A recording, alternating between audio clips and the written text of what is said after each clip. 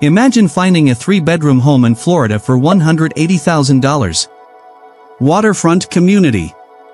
Warm weather year-round. Low state income tax. Sounds like the deal of a lifetime, right? But here's what the listing doesn't tell you. The insurance on that home could cost you more per year than your mortgage. And that's if you can even get insured. Because right now, thousands of Florida homeowners are discovering something devastating: the cheap price tag on their dream home was never the real cost. The real cost comes later. Quietly. Systematically. And by the time most people figure it out, they're already trapped. Stay with me. Because what's happening in Florida's housing market right now is one of the most misunderstood financial traps in America.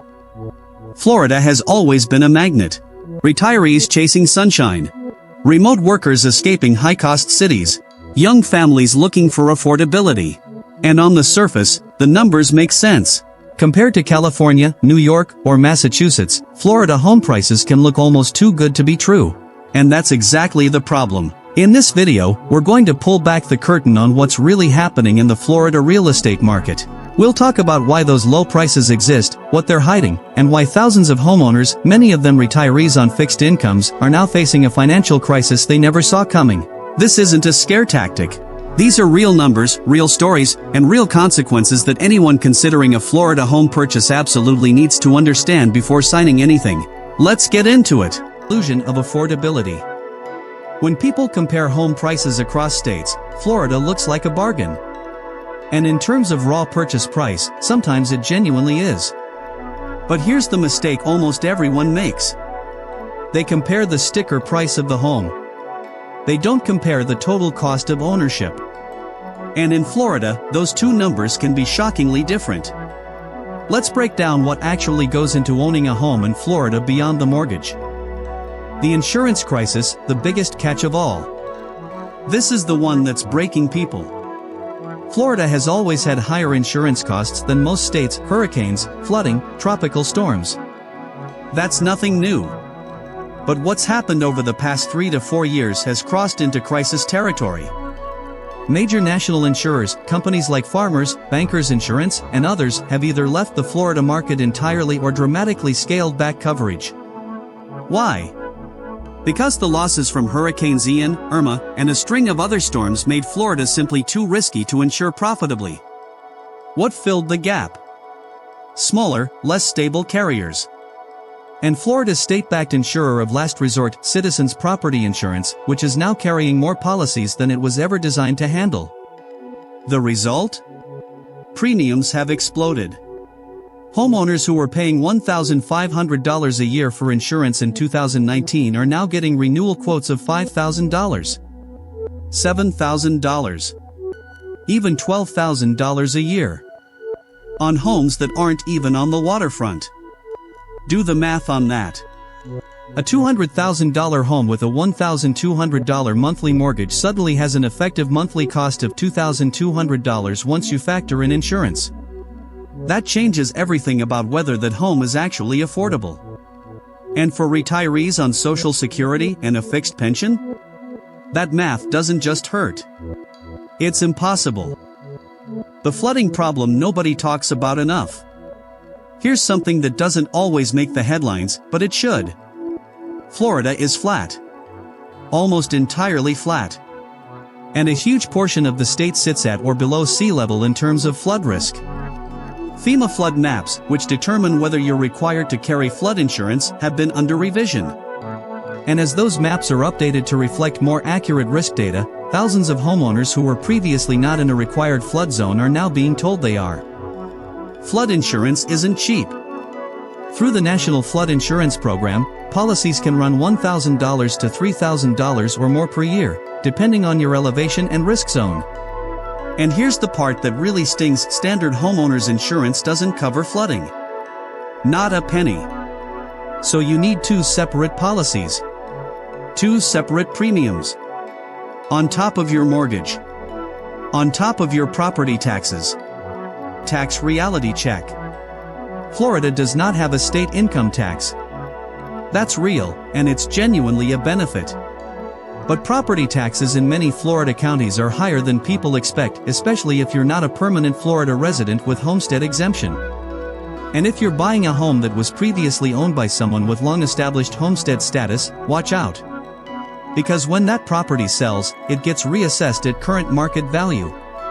The previous owner may have been paying taxes on a value from 15 years ago. You'll be paying on what you paid for it today. In some cases, buyers have purchased homes and watched their property tax bill triple compared to what the previous owner was paying. Again, that changes the entire affordability equation. Now, here's where it gets even more complicated. Because everything we've talked about so far, insurance, flooding, taxes, those are costs you can at least anticipate if you do your homework. But the real threat that most people moving to Florida are completely ignoring is what's happening to the value of these homes over the next decade. This is the part that keeps housing economists up at night. The long-term value problem. Florida's real estate market has been in a correction since late 2022 in many metros. Cities like Cape Coral, Fort Myers, North Port, and parts of the Tampa Bay area have seen inventory spike and prices soften significantly. Why? Partly because demand has cooled as mortgage rates rose. But there's a deeper structural issue. As insurance costs rise and flooding risk increases, and as climate data continues to point toward more intense Atlantic hurricane seasons, institutional investors and sophisticated buyers are starting to quietly pull back from the Florida market. BlackRock. Invitation Homes. Large institutional landlords who spend years gobbling up Florida's single-family homes. Many of them have been quietly selling off portions of their Florida portfolios. They're not making announcements about it. But real estate analysts tracking large volume transactions have noticed the shift. When the smart money starts leaving a market, it's worth asking why. And here's the uncomfortable answer. Some of Florida's most vulnerable coastal and low-elevation communities could become uninsurable within 10 to 15 years, not just expensive to insure, but literally unable to find any coverage at any price. Without insurance, you cannot get a mortgage. Without mortgages, buyer pools collapse. Without buyers, property values fall. It's a slow-moving spiral. And people buying homes in affected areas today may find themselves holding an asset that's very difficult to sell in 10 years, regardless of what they paid for it. Who gets hurt the most? Let's be direct about this.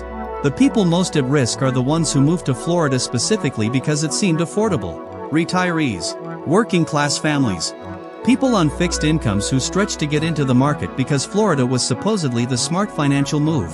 These are people who don't have the financial cushion to absorb a $5,000 insurance hike. People who bought a home as a retirement asset and are now watching that asset become a liability.